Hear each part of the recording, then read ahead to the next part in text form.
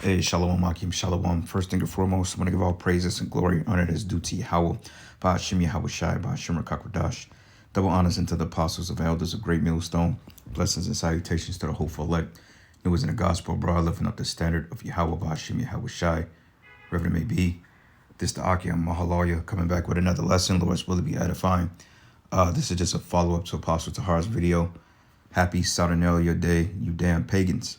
Okay, because your Christmas traditions goes back into that ancient Egypt, Babylon, the Syrians, which is the same thing. Babylonians, the Assyrians, Greece, Rome, and it's basically just recycled today, known as Christmas, which December 25th is really the birthday of Tammuz. Okay, which was I believe you had Semiramis, Nimrod, and Tammuz. I believe one was the reincarnation of Nimrod, if I'm not mistaken, but we'll get into all that. But basically, this has nothing to do with the birthday of Yahweh Shai. And if so, where did Yahweh Shai tell us to celebrate his birthday in the scriptures? You can't find it because commonly Israelites, we didn't celebrate our birthdays. Because the scriptures say it's better, what it roughly paraphrasing is better of the ones departing than a day of birth. And the end of a thing is better than the beginning thereof. So, you know, we don't really get into birthdays and stuff like that. We don't have carnal ass celebrations. You know, if brother decides to drink or whatever he do, that's his business. But we not throwing no birthday parties for no brothers. Hey, brother, come over here. I got some balloons and a birthday cake for you. Hell no, man. That's wicked as hell. It's wicked. All right. But anyway, it says the origin of history of the Christmas tree from paganism to modern ubiquity.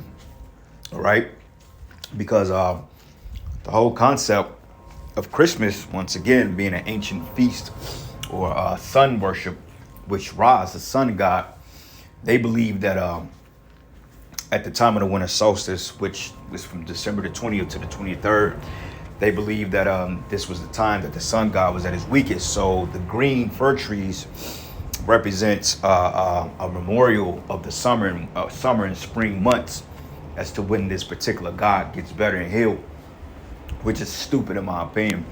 Okay, because for one thing, the sun isn't sick. Okay, the sun is designed to do what it's supposed to do, and Yahweh Ba'ashim Yahweh Shai created the sun not to be worshipped but to give light upon the earth. Okay, so the sun is not sick. Okay, and it's actually outside bright and very well, doing what it's supposed to do, giving light to illuminate the earth.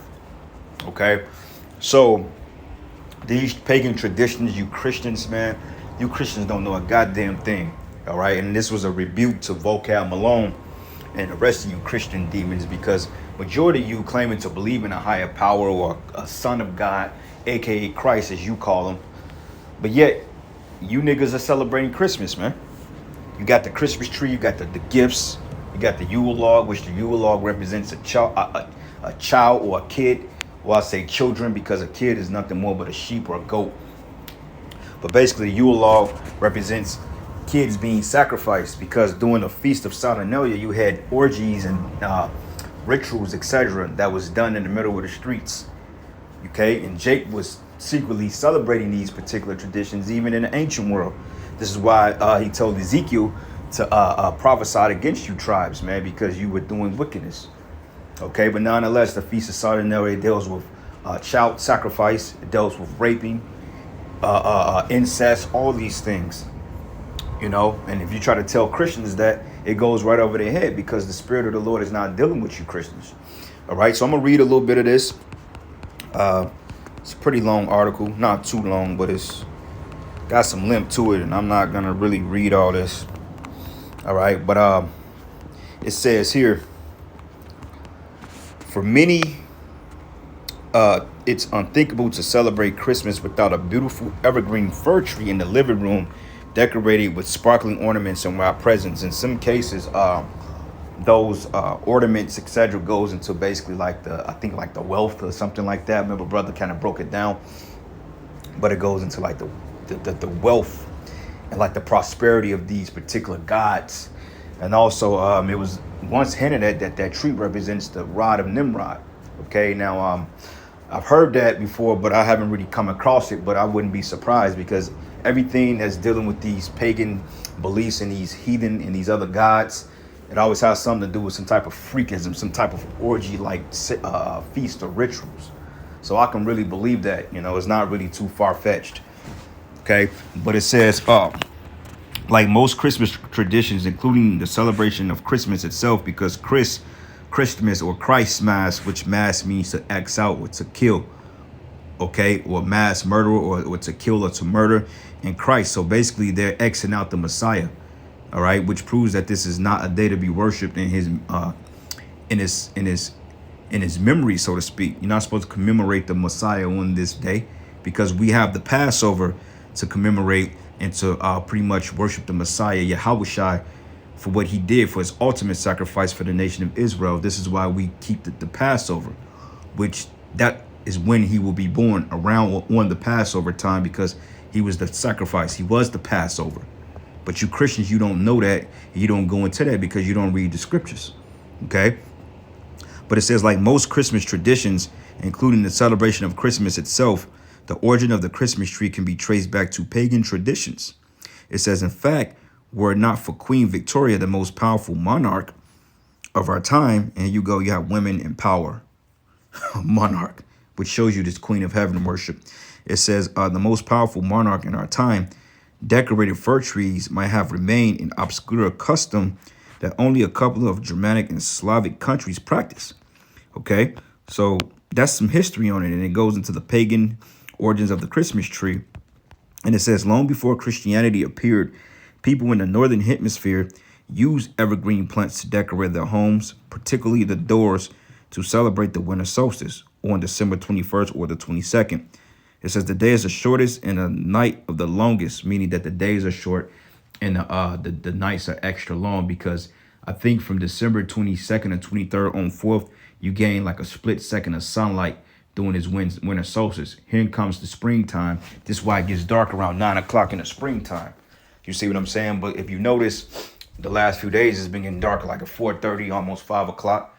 Actually, it's been a lot lighter than what it was past, because we're in the time of the end. So these days are extended, even though they're going by quicker, but the sunlight is actually out a lot lighter. But I remember as a kid, around this time, it was getting dark at 4 o'clock, 4:30.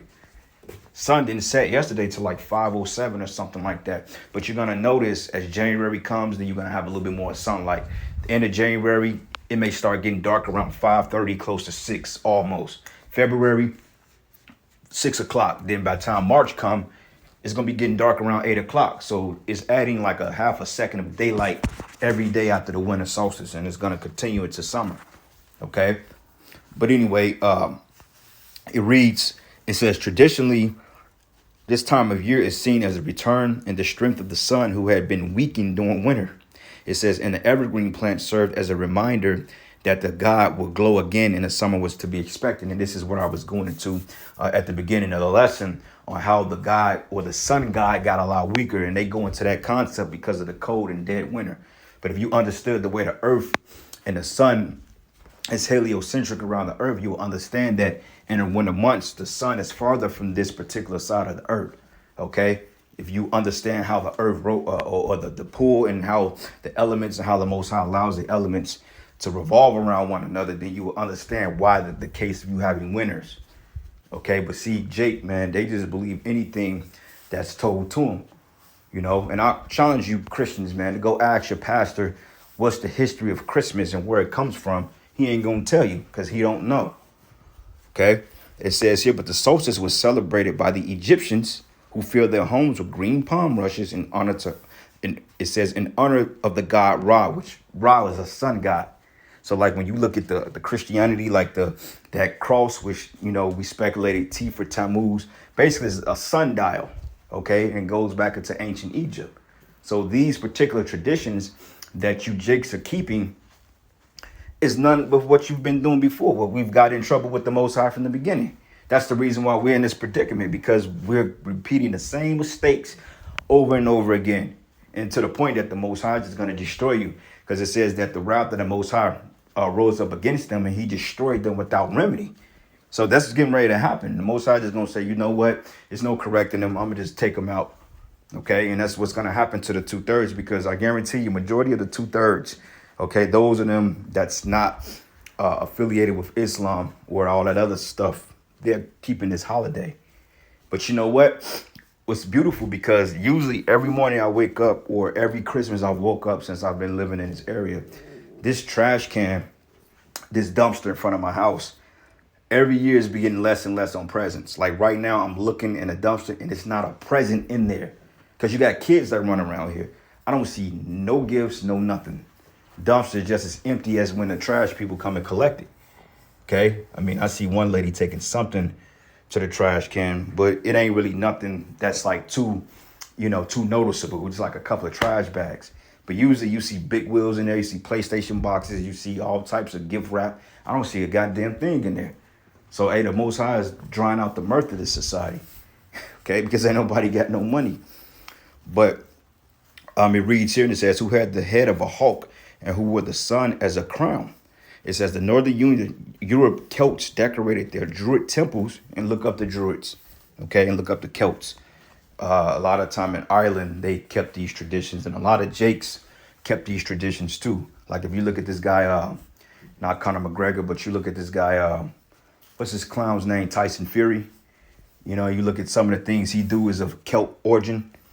You know, like he believes he's a gypsy. He called himself like the gypsy or some shit. It's wicked as hell. But there's a lot of festivals and feasts, and there's a lot of witchcraft in there, and a lot of rituals that's being done. And a lot of these holidays goes back into child sacrifice. Okay. But it says the Celts decorated their Druid temples with evergreen boughs, which signify everlasting life. It says further up north, the Vikings, which were Jakes, thought evergreens were the plants of Balder, the god of light and peace. And the ancient Romans marked the winter solstice with a feast called Saturnalia, hence Christmas. This is what it is. This is basically what you should be saying. Saturnalia. But if you ask Jake, what is Saturnalia? Saturnalia, they won't be able to tell you, man. I don't know what that is, bro. If you tell them it's nothing more but Christmas, they look at you like you're crazy. But it says, throwing in honor of Saturn, the god of agriculture, which in some cases we expect what they say, the god Venus, Saturn, the devil. Because if you look at judges, they're Saturnalians. That's why they wear black. And black is a witch's color. Okay? Depending on how you cope it. And it says, throwing in honor of Saturn, the god of agriculture, and the Celts decorated their homes and temples with evergreen boughs. Those little circle little things with the little, look like little pine little trees. They little green circles, what they put the ribbons on, and you put on a door on a tree. That's basically what that is. And it says it's worth mentioning that at this point, Saturnalia was the most important celebration in Roman life. Same thing in America. This is like the most highly anticipated day of the year. Okay, outside of Halloween and the 4th of July, I think Christmas is like in the top 3, if not the number 1. Because, this is a feast of so-called charity and giving gifts to a bunch of ungrateful peasants. Everybody is looking and getting their hand out. Everybody know they're going to get something. No matter how bad you was or how many D's and F's you got on the report card, your ass knew you was still going to get a new PlayStation for Christmas, man. You know what I'm saying? And then you got kids and parents allowing their kids to believe in this shit. And when you try to correct it, oh, you're destroying the tradition for the kids. Look, man, the hell with that. Okay, the scriptures say chain up a child in the way they should go, and he should not depart from it. That's in the scriptures. So who we supposed to celebrate? Men's traditions or believing in what the Most High said? But it says it was a week-long lawless celebration held between the 17th and the 25th of December, in which no one could be prosecuted for injuring or killing people. You see what I'm saying? Sacrifice, raping, death, anything unusually against the law, really. But although a lot of people blew off steam by taking advantage of the lawlessness, Saturnalia could also be a time for kindness. During Saturnalia, many Romans practiced merrymaking in exchange of presents. Then it says, sound familiar, but in the early days of Christianity, the birth of Jesus was set at the last day of Saturnalia by the first Christian Roman in power to approach pagans. And even though scholars assert that Jesus was born 9 months later, which that's not true. Okay, that will put that in September, and the Lord was not born in September. Okay, the Lord is born probably, let's say around March or April. Okay, and you can't even say March or April because those particular gods after these months, these Roman gods, Greek gods, they didn't exist then. Okay, not for real. They wasn't calling it March back in during the time of Yahushua. You had the first month, second month, third. You had a Bib. You know what I'm saying? You had the different months. They were named after their names, but it wasn't January, February, March, if you get what I'm saying. But it says it was a clever political ploy, some said, which in time transformed Saturnalia from a frat party marathon, and we know what goes on there, into a meek celebration of the birth of Christ, which there's nothing meek about that. You know, so I'm not gonna read no more of that, but this is from Zyme Science. It says the origins and history of the Christmas tree, modern paganism to modern ubiquity. Okay, and you look up the word ubiquity, and it means the fact of appearing everywhere, of or of being very common. So this is a common practice in the Western Hemisphere. All right. So I had some more information too. I typed in when was Tammuz's birthday, and December 25th. It says she then claimed that her late husband, which was now the sun, okay, impregnated her with the rays of the sun, and our son, which she named Tammuz, was born on a winter solstice. Okay, it says Tammuz was worshipped as the reincarnation of the sun god Nimrod. Okay, that's what I said earlier. And his birthday is recognized up to this day on December 25th. Okay, so that shit, man. I mean, you can't get around that. And this is common information, and yet, you know, these demons still continue to celebrate this madness, which is going to end up being burnt up by those nuclear missiles.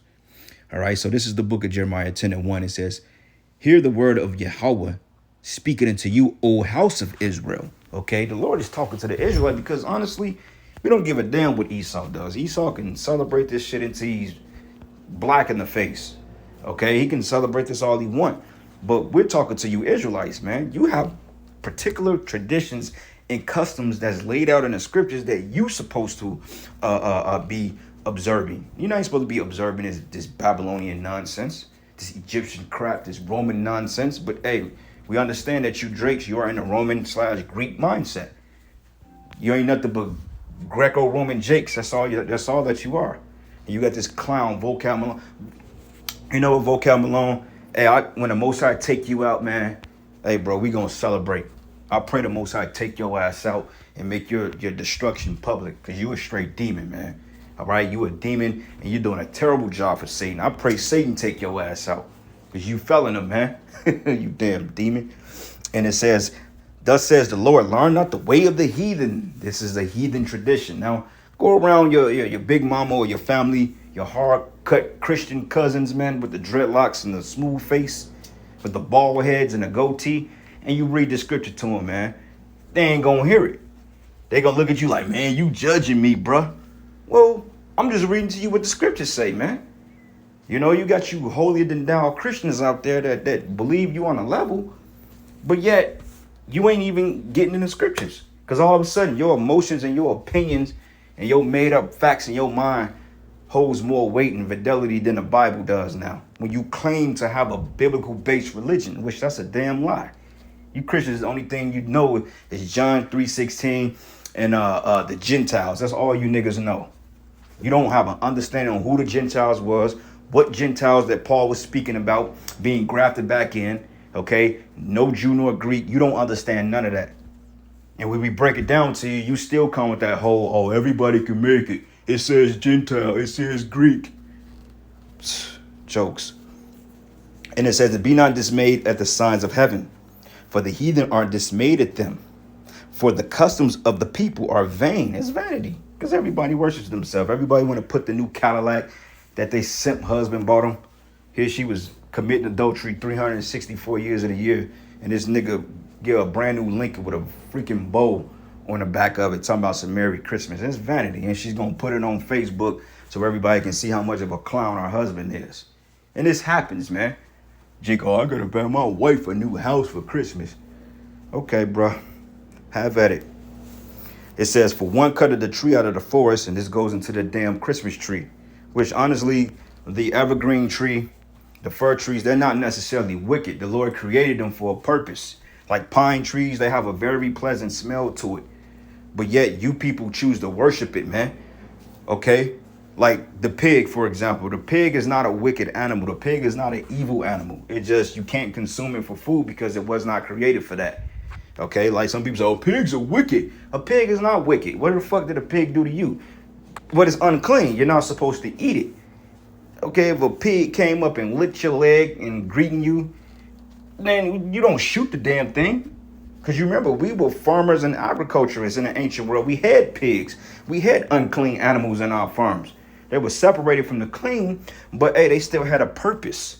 Okay, the Lord's creation has a purpose. So a so-called, which was not even called a Christmas tree, you gave it that.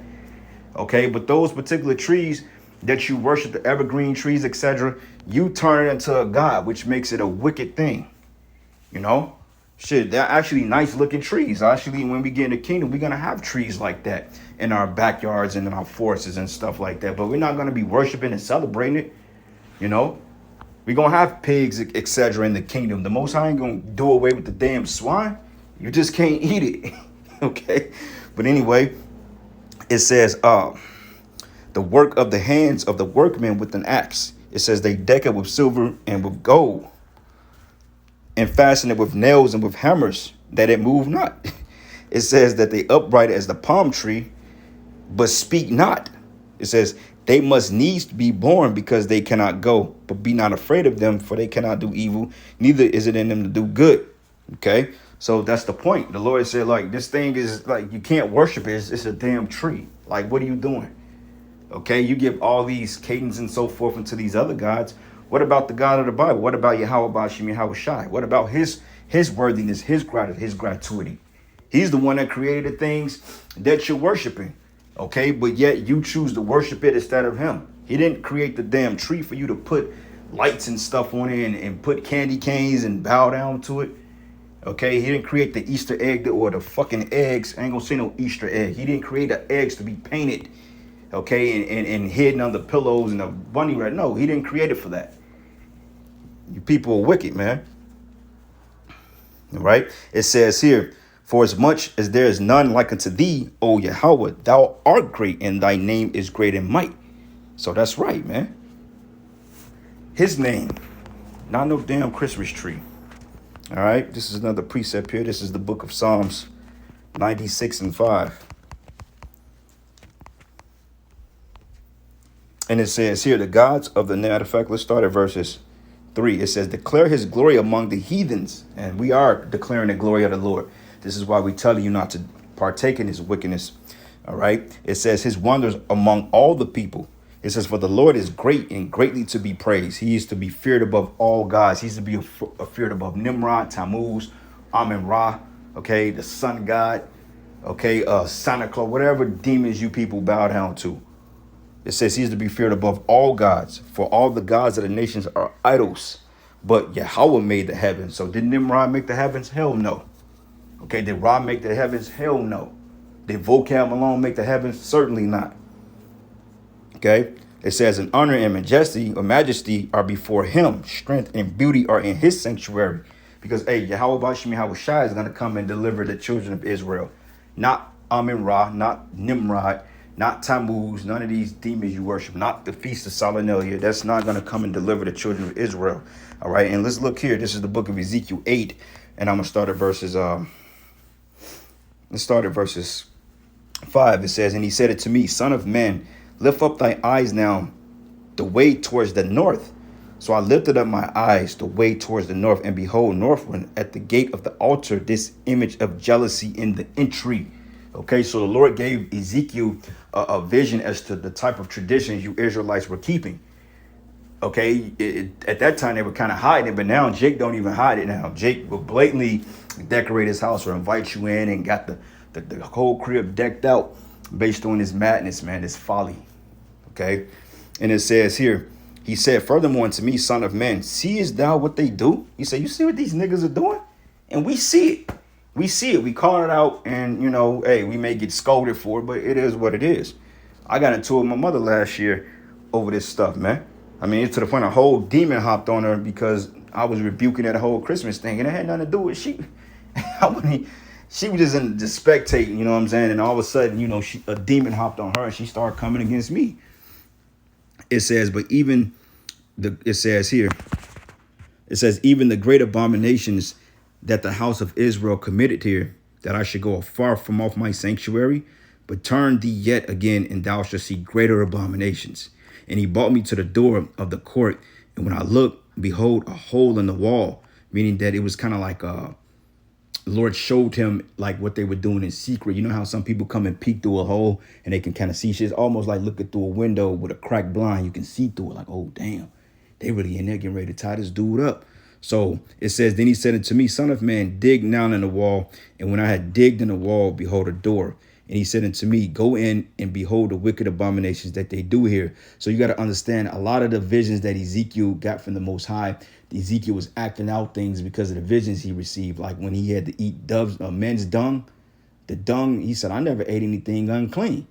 You see what I'm saying? Even when he says, get thee a barber's razor and cut a third and take a third and blow a third in the fire, a third in the wind, and scatter a third, going into the 2/3 and the 1/3. And he literally had to shave his hair and actually show that example, man, because that's how the Lord dealt with the prophets. Same thing when Isaiah walked around butt naked for 3 years. Okay, and it's technically is all for Israelite man to show his lower extremities around other men or just out in public, period. Your lower extremities are not to be seen by nobody but your woman and yourself. Okay, your kids are not supposed to see it. Okay, the neighbors are not supposed to see it. Only your woman's supposed to see you butt ass naked. Okay, and that's it. Even when you're naked, the angels ain't even paying attention to you, man. You're like, you do your thing, bruh. You know what I'm saying? But to show you how off Jake is, because I remember as a kid, you know, you got sisters, brothers, they'd be pissing with the door open, man. I'm like, come on, bruh. You know, even my daughter, I be in a room, I'll be using a washroom, whether I'm doing a, number one or whatever. My kids to bust in there and come in the door. I just had to whoop our little ass. Like, get your ass out of here. Like, it's something about these kids, when you trying to use the bathroom in peace, they want to come and mess with you, man. I'm like, come on, man. Get your ass out of here. I usually have to put my foot on the door and try to use the bathroom and stop it from, because the bathroom door didn't have a lock on it. So she just busts in there, But anyways, neither here nor there. But it says, and he said it to me, go and behold the wicked abominations that they do. So I went and saw, and behold, every form of creeping things. He said, every form of wickedness. It says, an abominable beast, and all the idols of the house of Israel portrayed upon the wall about. And there stood before them 70 men of the ancients of the house of Israel. And in the midst of them stood Jazaniah, the son of Shaphan, with every man his censer in his hand, and a thick cloud of incense went up. See? So even the elders at that time, the so-called men that was over the people, was committing these fucking offenses in the sight of the Lord, but in secret. And the Lord exposed it. Okay, like Nate, Johanna, hey, I'm not trying to bear false witness, but I won't be surprised if they did partake in some of these holidays. I mean, they do everything else.